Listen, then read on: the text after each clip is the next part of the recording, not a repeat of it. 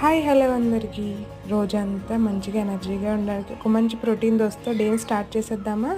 మీరు కూడా ట్రై చేసేయండి, టేస్ట్ చేయండి. అలాగే లైక్ చేసి సబ్స్క్రైబ్ చేసుకోండబ్బా.